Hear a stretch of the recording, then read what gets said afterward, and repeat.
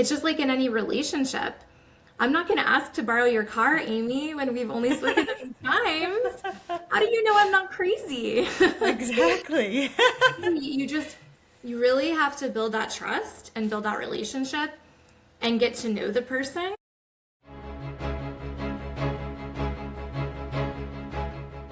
Welcome to the channel Buzz, where we connect the dots across marketing, partnerships, and the ERP ecosystem. I am your host, Amiee Keenan, and in each episode, we'll explore the strategies and stories, tips, tactics, trends that drive success in the channel. Welcome aboard.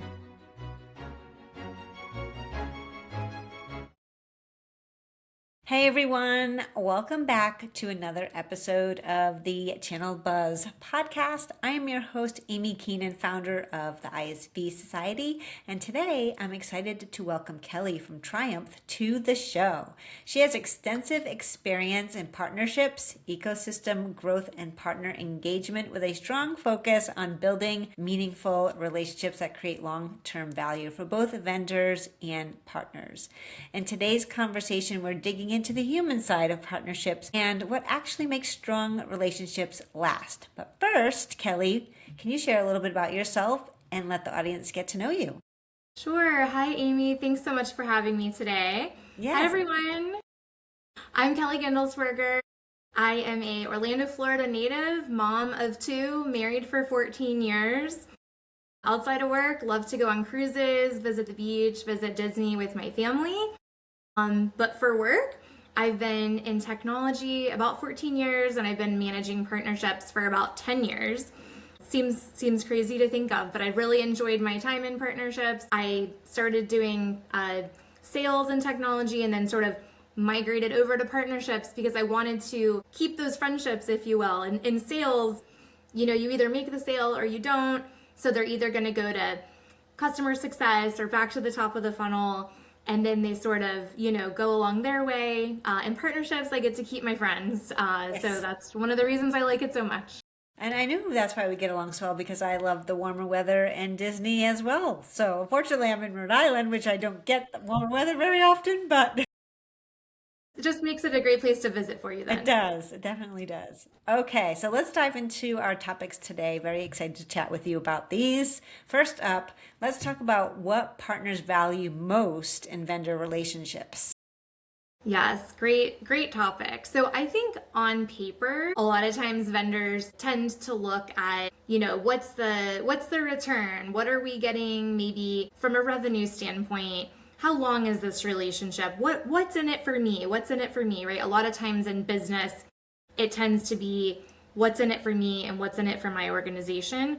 And sometimes you have to just look at those numbers, because if there is a partnership that's yielding nothing, it's sort of like, well, why are we still working together? Maybe our business models have drifted apart.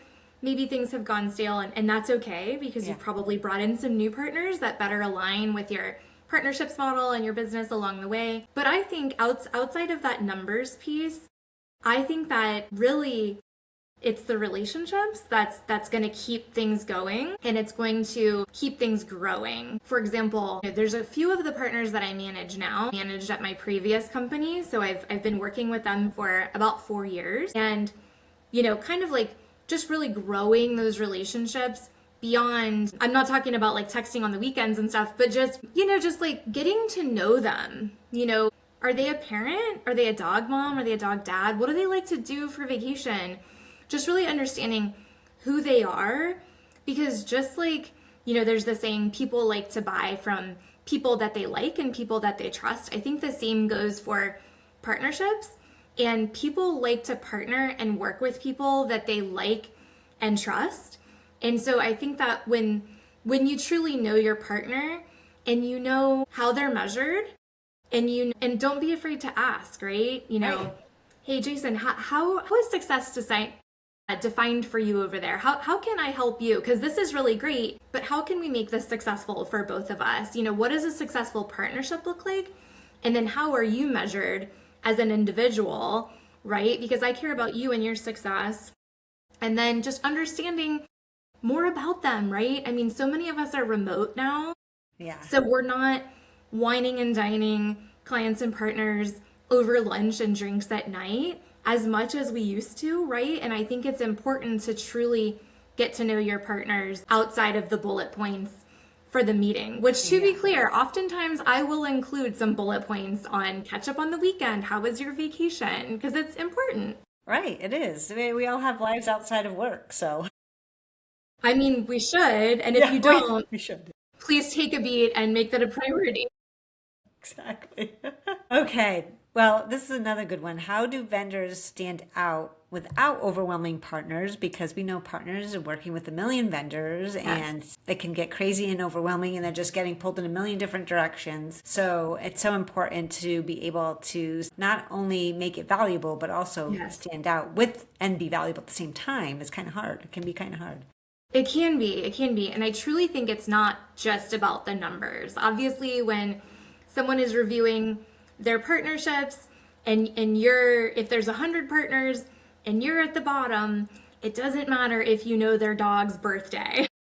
You've got to be really working to grow that partnership. But again, that's where you need to understand how is success measured for them and for the partnership, and that's established, right? And then you kind of grow together. But I think a good way to stand out is, like I said before, just truly knowing who they are. One of my partners that I've worked with for a few years, he shared with me earlier this year that he was going to be turning 50 soon, and he was, having some feelings about that. And I had a big birthday last year, so I shared my feelings.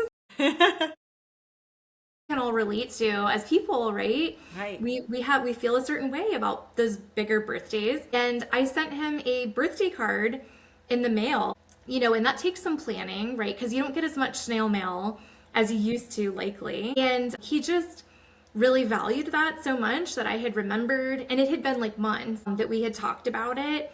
And then I saw him again recently, and where did your daughter sign for college? How's that going? And we talked about that. I'm one of probably 50 of their partners, right? And that way, if things pop up that might be more challenging, you've got the relationship and those conversations are a lot easier. So I think that human component, that connection in it, to be clear, it does take more work. Right. It absolutely takes more work, but it's sending them maybe like a little coffee gift card on their birthday. It's snail mail. It's remembering things that are important to them, remembering their kids' names, write it down. Right. There's a partner directory that I manage here. And recently when my startup, Green Screens, got acquired by a much larger company, Triumph, all of a sudden my partner directory was visible to a lot more people. And every time I share it, I have to kind of let them know, like, pardon the, there's lots of like personal notes, like, so-and-so's dog just had surgery, because those things are important to know, because when you speak to them next, you want to ask, because that's how it's going to set you apart. Again, numbers, very important, right? And tracking success and growing together, keeping that cadence. One other thing I'll touch on is doing what you say you're going to do. How many of us have had rock solid meeting with a partner? Rock solid. This partnership is next level. We're going to take it to the top. We're going to crush all these goals. And then at the end of the call, both people are rushing to the next one, right? Because that's what our whole day is, right? Rush, rush, rush. And then there's no follow-up email sent out. And then when your next cadence call happens, or heaven forbid you didn't plan one, you look at the list or the AI readout of all the things you were going to accomplish together, and you have what I like to call an OS moment. Amy, do you know what that is? I do know what that is. Yes. So it's doing what you say you're going to do. When I send out those follow-up emails, it's mostly for me, if I'm being clear, because I put myself on CC, I leave it in my inbox until I've done those action items. Right. Because so many of us are, hey, we're great at our job. We want to accomplish everything. But if we don't do what we say we're going to do, and we told that partner that we were going to do these things, it just leaves them feeling, it's just like, I tell my kid, I'm going to come have lunch with you today. And if I don't show up, they're going to remember that. And that's same with partners. They remember. Right. Yeah, and that totally leads into our next topic, but I do want to touch upon the point you just brought up because I was just at a conference and one of the partners that I was talking to or presented with me said that a lot of the ISVs she meets with never follow through on what they say they're going to do on the call. And she also said sometimes she never hears from them until there's a conference and said, hey, let's meet at the conference. And then, you meet at the conference and nothing happens afterwards, right? I know. So there's a lot of that happens too, and I feel like that leads to our next topic about how trust develops over time. Yeah. Obviously, if you're doing any of these things, no trust is happening there. Yeah. And this is where AI can play a huge role in helping you stay on top of these things so that you don't do that and that you do what you say you're going to do. And yes, it requires more work, but that's the time thing. Like this is a relationship thing, a time thing. It doesn't happen overnight. And you have to be patient and you have to follow through and do the things you say you're going to do, or else you're just starting back at the bottom again. Exactly. So the question was how the trust develops over time? Yes. So one mistake I learned from very early on when I was new to this space, which is the freight logistics technology space, about 4 years ago, I reported to a founder, and this founder, visionary, just very, very smart. I mean, brilliant. And when I came on board, he introduced me to the partners and he said, all right, we're gonna fire up Crossbeam, and it's gonna be all about, we're gonna get these intros for you and then you're gonna get these for us. And I was meeting these folks for the first time and I was new in the role, so it felt a little uncomfortable. Right. My boss is telling me to do this, and I'm new to Crossbeam, I'm new to this environment, so I guess I'm just gonna do that. And it was just so uncomfortable asking for things before we had built that trust, right? It's just like in any relationship. I'm not going to ask to borrow your car, Amy, when we've only spoken a few times. How do you know I'm not crazy? Exactly. You really have to build that trust and build that relationship and get to know the person before you start asking. It's a little different if it's like, hey, can you send me our partner agreement or can you send me your collateral? Those are very, very soft, easy asks, no problem. My husband also works from home, and there's times that he'll, walk from his office to the kitchen, and later he's like, hey, I thought you had a partner call. I heard you talk about like family planning and like Taylor Swift and Blake Lively, and I'm like, yeah, that was Demi. And he's like, wait, is she a partner? And I'm like, yeah, like we were catching up on life, because it's just like, you have to just get to know who you're working with. And then, then it's, hey, we would love an introduction to your customer, ABC Logistics. And hey, here's our list. Like, let's open up Crossbeam. How can we work together? It's just so important to have that foundation, right? Because that lesson I learned early on, that was hard to kind of come back from. Like, I just asked them for a bunch, but I don't even hardly know them. Right. And I love that. And I love how you said the whole Taylor Swift thing, because when you find something that you and the partner like love and or have something in common, whether it's dogs, whether it's music, whether it's exercise, like whatever it is, that's like your go-to conversation, right? And that's how they relate to you, and that's how they remember you, because they're not gonna say, oh, this is the person that sells this product. No, they're gonna say, oh, this is the person that loves dogs, or this person that loves this, right? They're not gonna They're not going to bring up all the other business stuff, but that will stay top of mind just because they do remember everything else that you have in common, which is so huge. So find that common ground just makes those conversations much more easier, and clicks more, right? Or quicker. Yeah. Once you find that, because it's kind of exciting to talk about those things, and then we can talk about the real work. Right. But let's start with fun stuff first. I'm all about that. Yeah. I mean, I think of it as, sure, many of us are remote, but to be clear, when I worked in an office, I mean, I was for sure one of the more social people. I was, let me go get a coffee really quick. But it took me 10 or 15 minutes, but I got to hear about everyone's weekend and I got to know everyone. And you know what, now, 10 years later, I'm still in touch with those people. That's another thing, maintaining those relationships. It's easier to maintain because you actually know them. Hey, how are your 4 kids? By the way, I still Right. think you're crazy for having 4. And how's that house that you were building? It's those things that you hang on to because whether it's a coworker or a partner, if you don't remember, like, what are you supposed to say? Like, oh, I just remember you did such a good job getting me that data sheet 10 years ago. That is not what we're going to be hanging on to. No, God, no. Before we dive into the last topic, I just wanted to let the audience know, yes, we all met. We met before this to talk about what we were going to talk about, right? And one of the things you mentioned on the call was how when you go to events and you meet with people and then you send a note or a thank you card right then and there. Yeah. And that got me thinking because I was at a conference 2 weeks ago and I'm like, oh my gosh, I'm going to do that. So I got thank you cards I and the love people that I it. talked to at the conference, I gave them one afterwards with my card in it, just to because I loved that idea, and it's just something that's memorable and something that doesn't take that much time. It does take time, but doesn't take that much time, and it just something that they have to take back with them that they most likely will remember, right? Because they're not getting a Yeah. million note card from everybody at the event, that's for sure. Right. And another, I was going to say, they're not receiving a handwritten card from anyone else. I can almost guarantee it. Unless you and I are at the same event. There you go. So thank you for sharing that idea with me. Yeah, you're so welcome. Yeah, I like to bring just a packet of cards. Blank is great, or if it says thank you, and just, if I met with someone on Wednesday and I see them at the conference Thursday, just like, hey, I had this for you. Sometimes people are like, what? Like, Right. oh my goodness. And I just explain, I'm like, I just say my love language is handwritten cards. Like, what can I say? Yeah.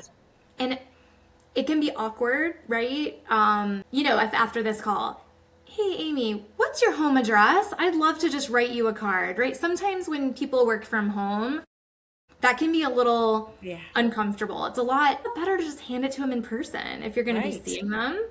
It's a lot And let me easier share too, some. if you think about it. Yes, exactly. What's postage now? Goodness. So, another thing I'll share with you that happened at the last conference. One of my partners at their booth, they had a little, how they have all those like cute little Polaroid cameras now? Hmm. They had one of those. And I took a picture with my partner at the booth and I just stuck it in my bag and, kind of went about my day. Well, then that night, I dumped out the bag on the spare bed and I saw the picture. I was like, oh, I'm going to include this in my thank you note to Chris. And so I did, and he loved it. And I'm like, oh, maybe next time. I mean, I'd have to carry a Polaroid bigger camera, bag.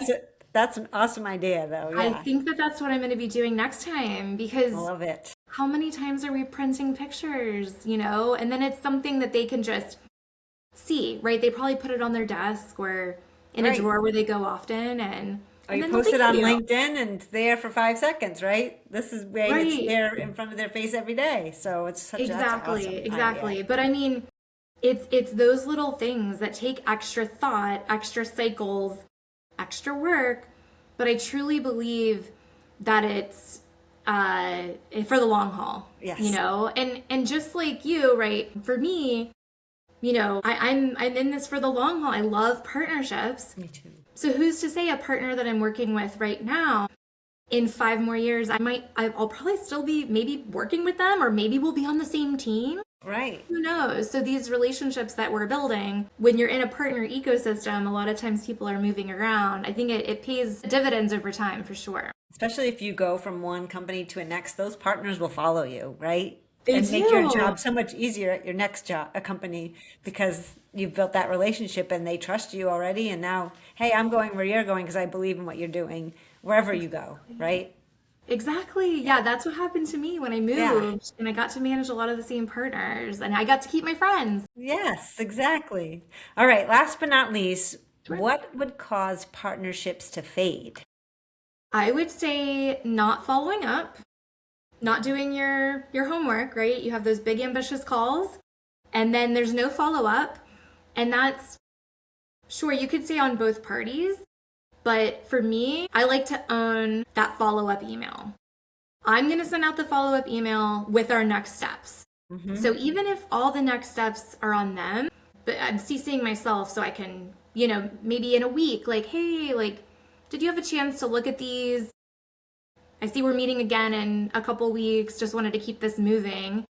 So I would say not following up, losing touch, breaking trust, which could be done multiple Very different quickly. ways. Yes. And I do think that it has to be genuine, you know, the trust building, the relationships, everything from the cards and the nice things. I think it has to come from a truly genuine place, and people will see that. And I think when it's not genuine, or maybe there's, I don't want to say like ill intent, but it's sort of like, if I do this for them, then maybe they'll get me this. I think it has to be like a selfless thing, sort of putting all the good stuff out, like good will come back, right? But yeah, and like, you know, like I said, sometimes partnerships, like the companies go in different directions, just like people. Yeah. Sometimes you outgrow each other and or just don't have the same goals anymore. You don't align Exactly. anymore. And And that's that's, okay. it's okay. Yeah. It's okay.